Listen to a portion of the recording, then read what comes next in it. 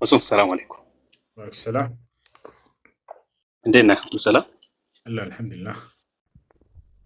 የአሹራ ጾም ዛሬ ያልጾመ ሰው ማለት ነው፣ ወይም ትናንትናም ያልጾመ ሰው ነገ ጁማ ስለሆነ እንዴት ነው መጾም ይፈቀዳል?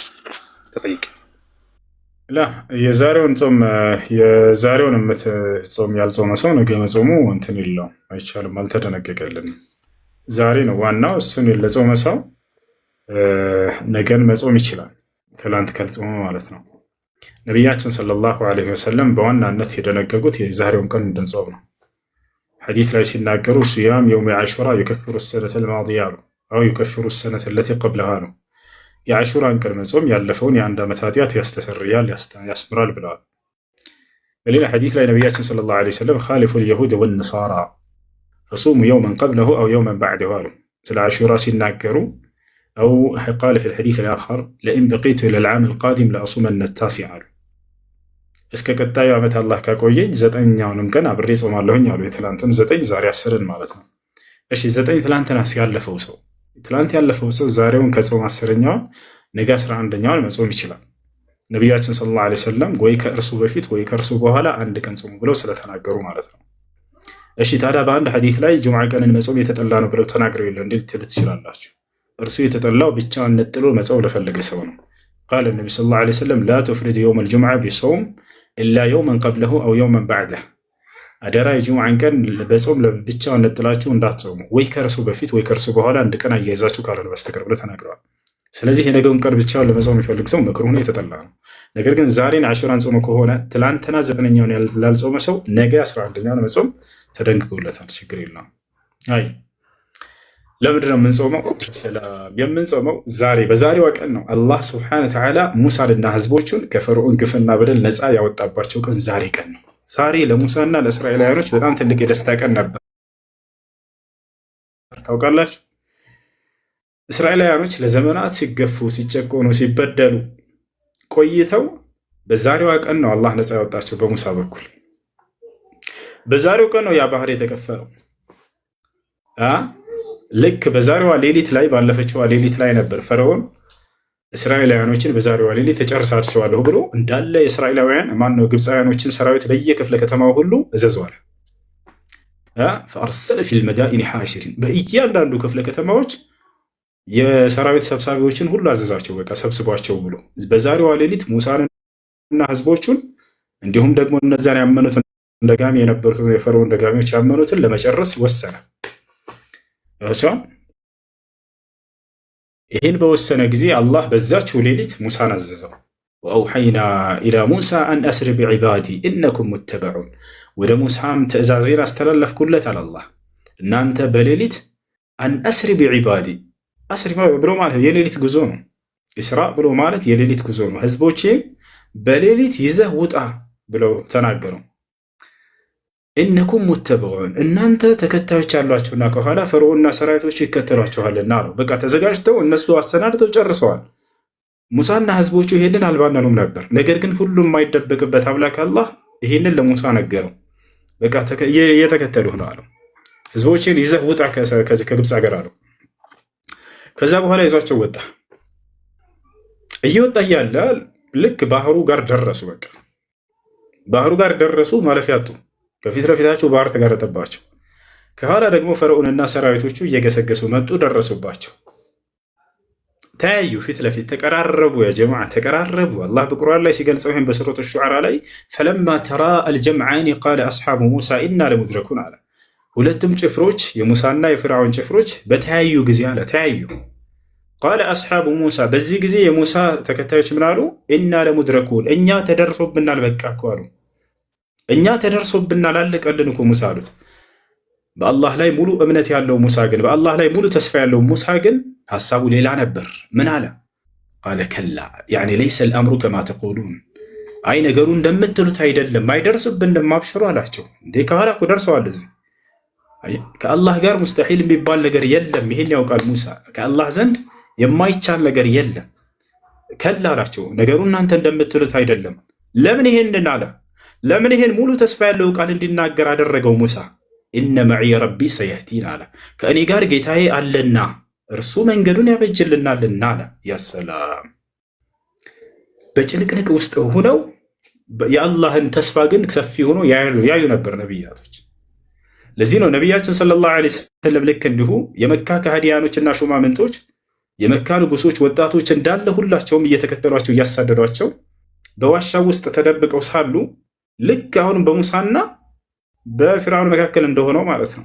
ከዚያ ጠላት እንዳለ ተከትሏቸዋል። ከዚህ አቡበክር ሲዲቅና ነቢ ሰለላሁ ዐለይሂ ወሰለም ናቸው ዋሻ ውስጥ ተቀምጠዋል። ውስጡ እንዳለ እርሳቸውን እያሳደዷቸው ማለት ነው። ሙሐመድን ገድሎ ይዞ የመጣ በአስክሬኑንም ሆነ ከነ ህይወቱ ይዞ ለመጣ 100 ግመል ሽልማት አለው ተብለው እንዳለ የመካ ወጣቶች ሁሉ ሰይፋቸውን ይዘው ወጥተዋል። ፈረሳቸውን እየጋለቡ ፍለጋ ወጥተዋል። ሁላቸውም መጥተው ከተራራው በላይ ከዋሻው በላይ እንደዚህ የጫማቸውን ኮቴ ሰሙ። ነቢ ሰለላሁ ዐለይሂ ወሰለምና አቡበክር ደርሰውባቸዋል ማለት ነው ጉዳዩ ያቸዋል። አቡበክር ታዲያ ምን አለ? ልክ የሙሴ ህዝቦች እንደተናገሩት እርሱም ተናገረ። ምን አለ? ያ ረሱለላህ አላቸው፣ አንቱ የአላህ መልእክተኛ ሆይ ለው አነ አሐደሁም ነظረ ተሕተ ቀደመይህ ለአብሰረን አላቸው።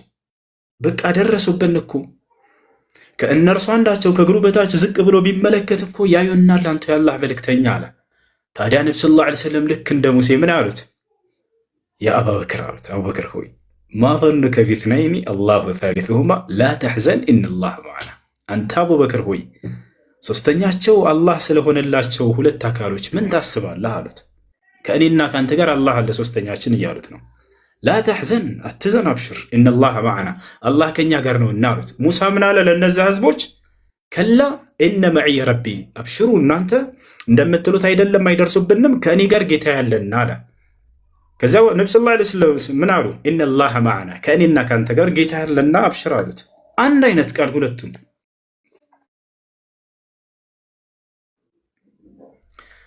ከዚያ አላህ ምን አለ? ፈአንዘለ ላሁ ሰኪነተሁ ዐለይህ፣ በዚህም ጊዜ በሙሐመድና በጓደኛው ላይ ሰለላሁ ዐለይሂ ወሰለም ወረዲየላሁ ዐን አቡበክር በእነርሱም ላይ እርጋታን አወረድኩባቸው አለ። በተጨነቃችሁበት ጊዜ ትልቁ እርዳታ ገንዘብ አይደለም፣ የሚበላ አይደለም። ነገር ግን ትልቁ ጸጋ ምንድን ነው? በጭንቅ ጊዜ የሚበላ ቢያወርድላቸው እሱ አይደለም ጸጋ። ገንዘብ ቢያፈስላቸው እርሱ አይደለም በዚህ ጊዜ የሚያስፈልገው ጸጋ። በጭንቅ ጊዜ የሚያስፈልገው የውስጥ እርጋታ ነውና አላህ ምን አለ ወደው? ፈአንዘለ ላሁ ሰኪነተሁ ዐለይህ፣ በእነርሱም ልብ ውስጥ እርጋታን መረጋጋትን አወረድኩላቸው። መጀመሪያ አለ በቃ ተረጋጉ።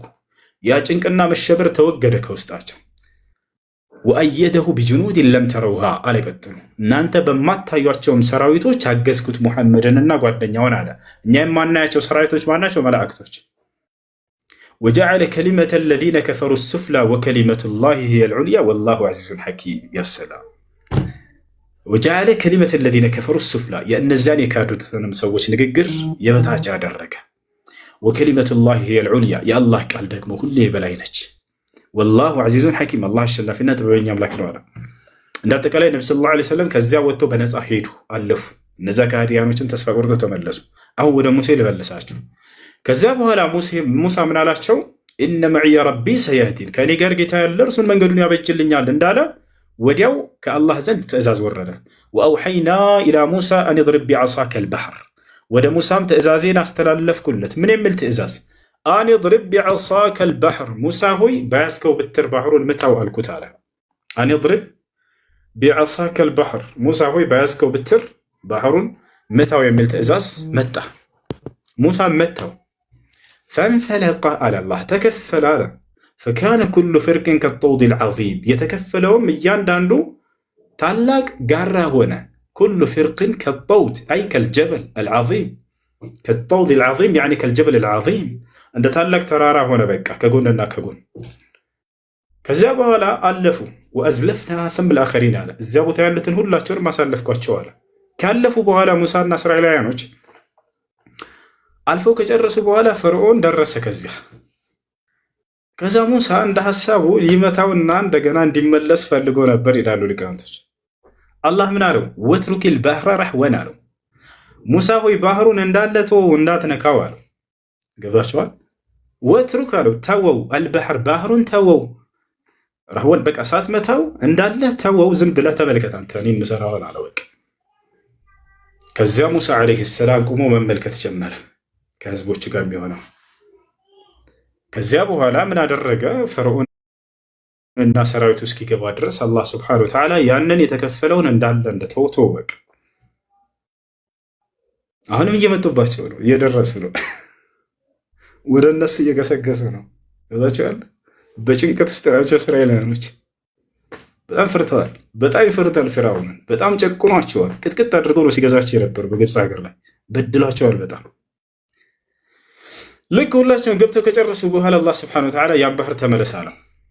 ያን ባህር ተመለስ አለው። በቃ እንዳለ ገቡ። ሁላቸውን ከገቡ መግባታቸው ከተረጋገጠ በኋላ ባህሩን ያንን እንዲመለስ አደረገው።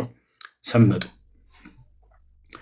ታዲያ ሁላቸውን በሰመጡ ጊዜ ፈርዖን የመጨረሻ ቃሉን ተናገረ። ፈለማ አድረከሁ ልገረቅ ቃል አምላከላህ ወጃወዝና ቢበኒ እስራኤል አልባሕረ ፈአትበዐሁም ፊርዓውን ወጅኑዱሁ በግየን ወዐድዋ ሐታ ኢዛ አድረከሁ ልገረቁ ቃለ አመንት። የእስራኤል ልጆችንም በባህሩ አሳለፍኳቸው ካለ በኋላ አላህ ከተናገረ በኋላ ፈርዖንም በግፍና በበደል እነርሱን ተከተላቸዋል። ፈአትበዐሁም ፊርዓውን ቢጅኑዲህ ሰራዊቶቹን ይዞ ተከተላቸው። ፈለማ አድረከሁ ልገረቅ ቃል አምላካችን አላህ ፈርዖንም ስምጠቱ ባጋጠመው ጊዜ ሰመጠ። ቃል እንዲህ አለ። አሁን በውስጡ የያዘውን ሊናገር ነው።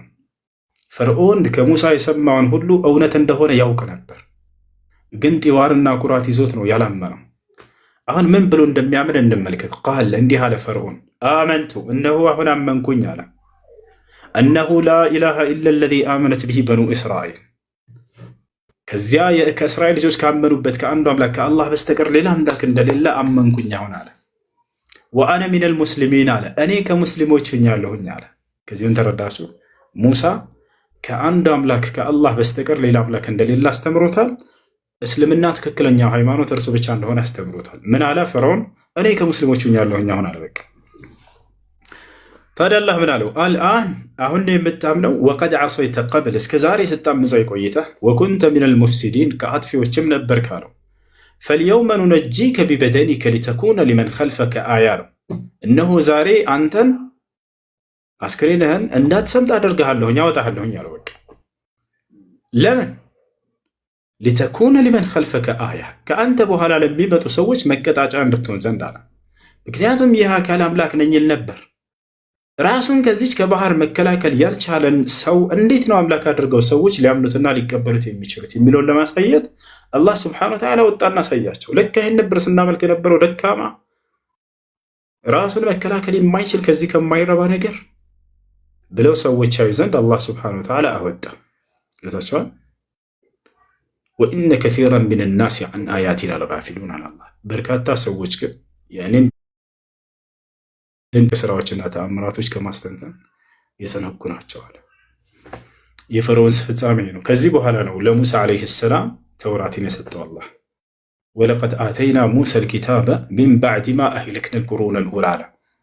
በእርግጥም ለሙሳ መጽሐፍን ሰጠሁት ያችን የመጀመሪያዋን ከተማ ካጠፋኋት በኋላ አለ። የፈርዖንን ከተማ ህዝቦቿን ማለት ነው። ከዚያ በኋላ ወረሳቸው። ሙሳ ዓለይሂ ሰላም ወረሰ ግብፅን፣ እርሱ መምራት ጀመራት። ልክ እንዲሁ እስራኤላኖችንም ወደዚህ ይዟቸው ገባ። ከዚያ በኋላ ወደ ተቀደሰችዋ ምድር እንዲገቡ አደረጋቸው። እሺ ነው የተቀደሰችው ሀገር ማለች ፍልስጢን አልሐቢባ التي هي موطن الأنبياء። እሺ ጥያቄ ያለ ቀጥል በዚህ ጉዳይ በተያያዘ ማለት ነው ነቢ ዓለይሂ ሰላቱ ወሰላም ወደ መዲና ባይሄዱ ኖሮ አይሁዶች ሲጾሙ ባያዩዋቸው ኖሮ አይጾሙም ነበር እና የአይሁዶችን ሱና ነው ወይም የእነሱን አርአያ የተከተሉ ነው እንጂ ይሄ ደግሞ የነቢዩ ዓለይሂ ሰላቱ ወሰላም ወይም ደግሞ ያው እነዛ እንደሚሉት ከሆነ ይሄ መለኮታዊ መልእክት የለውም የሚባል ነገር ይነሳልና እስኪ በዚህ ጉዳይ ላይ የሆነ ነገር ብትለን። በጣም ጥሩ ጥያቄ፣ በጣም ጥሩ ጥያቄ። ክርስቲያኖችን ሁላቸውንም ሳይሆን ከእውቀት የራቁ የሆኑ ሰባኪዎቻቸው ቲክቶክ ላይ ይሄን ቃል ሲናገሩ ከዚህ በፊትም ሰምቻለሁ። አሁን በደንብ ላብራራላችሁ ጉዳዩ። ምን ይላሉ? ነቢዩ መሐመድ የአሹራን ጾም የዛሬውን ቀን የሚጾሙት አይሁዶችን ተከትለው ነው፣ እነሱን ከነሱ ኮፒ አድርገው ነው ይላሉ። ለምን ሲባሉ ነቢዩ መሐመድ ሰለላሁ ዐለይሂ ወሰለም ከመካ ወደ መዲና በተሳደዱ ጊዜ አይሁዶች መዲና ላይ ሲጾሙ አዩቸው። ከዚያ በኋላ ምንድነው የምትጾሙት አሏቸው። ሙሳ ነፃ የወጣበት ቀን ስለሆነ ነው አሉ። እኛም ስለዚህ እንጾመዋለን ብለው በዚያው ጾሙ ይላሉ። ስለዚህ ከአይሁዶች አይቶ ነው የጾመው እንጂ ከዛ በፊት አይጾም ነበር ይላሉ። ምንም ወሬ አያስፈልግም። ከዚያ በፊት መካ ላይ ያሉ ሲጾሙት እንደነበር ማስረጃ ጥቻ ያሳያቸው። ከዚያ በፊት ይጾሙት ነበር ነቢያችን ሰለላሁ ዐለይሂ ወሰለም።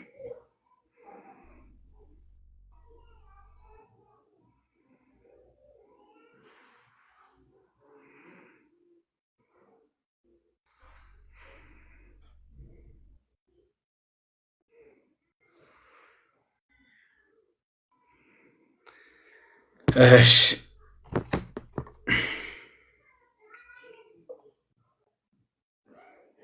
ያው ነቢያችን ሰለላሁ ዐለይሂ ወሰለም መካ ላይ ያሉ ሲጾሙት ነበረ።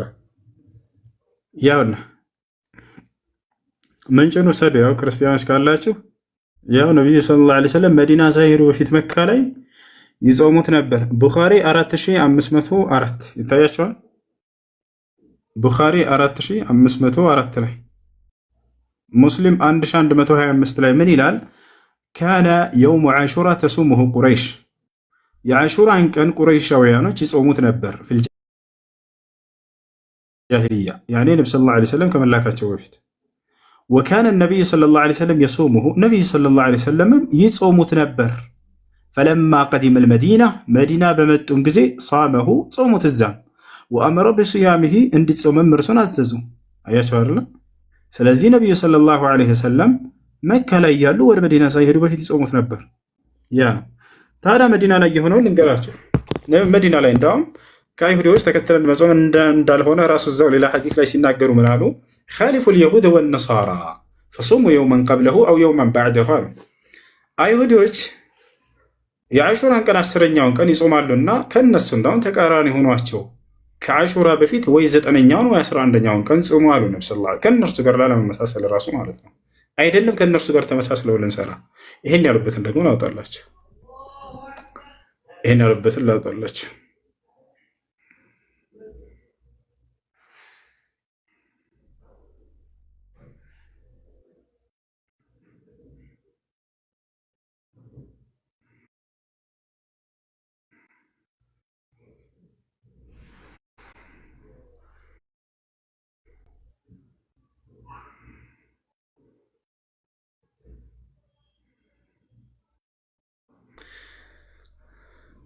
እሺ እሺ እሺ እሺ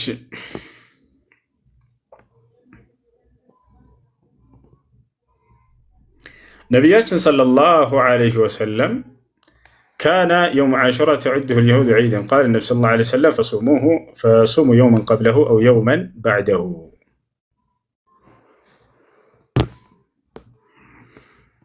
ያ ሰላም ያ ሰላም ያ ሰላም ያ ሰላም። ያው ነቢያችን ሰለላሁ ዐለይሂ ወሰለም ሲናገሩ ምን አሉ?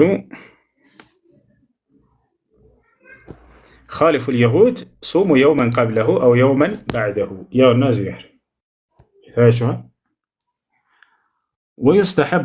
ወዩስተሐቡ አን የሱም ቀብለሁ የውመን አው የውመን ባዕደሁ ሙኻለፈተን ልልየሁድ ፊ ዛሊክ ወኢን ሳመ ሰላተ ጀሚዐን التاسع والعاشر والحادي عشر فلا بأس لأنه روي عن النبي صلى الله عليه وسلم أنه قال خالفوا اليهود صوموا يوما قبله ويوما بعده وفي رواية أخرى صوموا يوما قبله أو يوما بعده.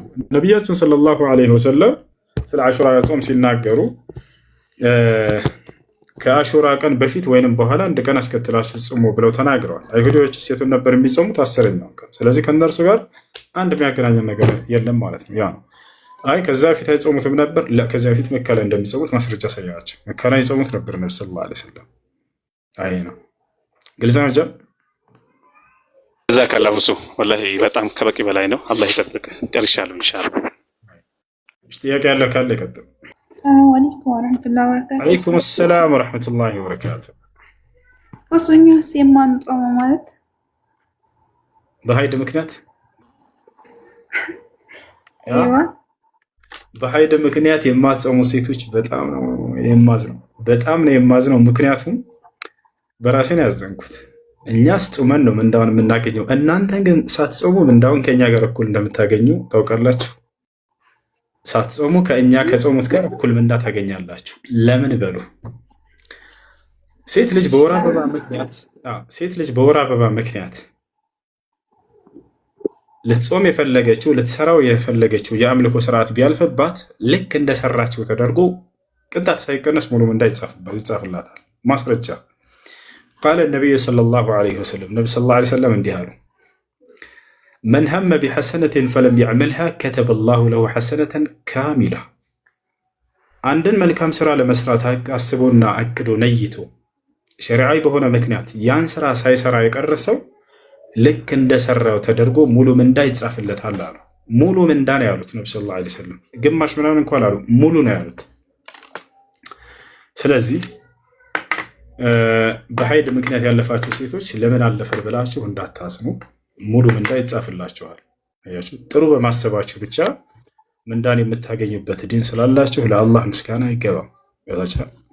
ካልሰራ አልሰጠህም አለለም አላህ ስብሐነሁ ወተዓላ። መልካምን አስብ፣ ያን ለመስራት እንደሰራው ተደርጎ ይጻፍልሃል። እርሱ ጥያቄ በዚህ ጭማሪ የአረፋን ጾም ስንጾም ማለት ነው 8 ቀን ጾም ላይ 9ኛው አንድ ሰዓት ሲቀረኝ አስፈረሰኝ ማለት ነው።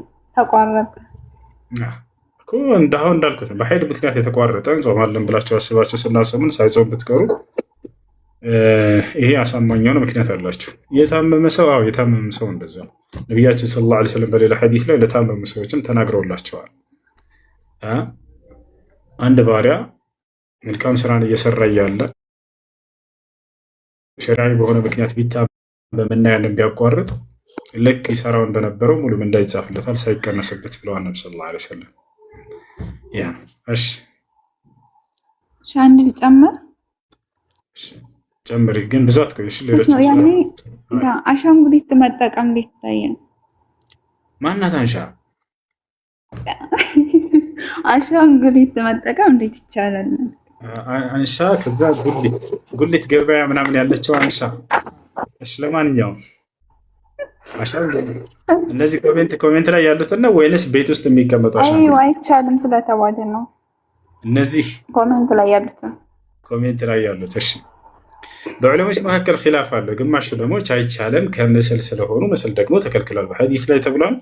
ሌሎች ደግሞ አይ ይህ ከምስል አይደለምና ሱራ الرأس فإذا قطع الرأس فليس بسورة አሉ። ምስል ማለት ጭንቅላት ነው አሉ።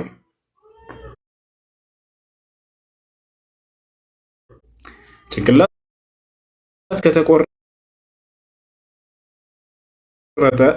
ምስል አይ ጭንቅላትን አልያዘም። ጭንቅላት ሊባል ዘንድ ሙሉ የጭንቅላት ክፍሎች መሟላት አለባቸው። ምን? ሁለቱ ጆሮዎች፣ ሁለቱ አይኖች፣ አፍንጫ፣ አፍ መኖር አለበት። እነዚህ ከታች ያሉ ነገራቶች እነዚህ አላቸው ወይ ብለን አሁን እንመልከታቸው። ጆሮዎች አላቸው? እስኪ ኮሜንት ላይ ያድርጉ። ጆሮዎች አላቸው የላቸውም? አላቸው ጆሮ ጆሮ የላቸውም። እሺ አፍንጫ አላቸው? ያስቀምጥልሽ ነው ማስረጃ ይሁን። አፍንጫ አላቸው? የላቸውም። አይን አላቸው? አፍ አላቸውም? የላቸውም። እነሱ ራሱ መስመር ናቸው። በደንብ አተኩሮ ላያቸው ሰው እንጂ አይን ብሎ ማለት ይሄ አይን ቅርጽ እንደዚህ የላቸውም። ስለዚህ እነዚህ ከነዚያ የሚሆኑ አይደሉም። ገብቷቸዋል። ነገር ግን እነዚህ ምንድን ናቸው? አንድ ሰው የሆነ ስሜቱን ለመግለጽ የሚጠቀምባቸው ናቸው። ሲደሰት ጊዜ፣ ሲናደድ ጊዜ፣ ሲያብድ ጊዜ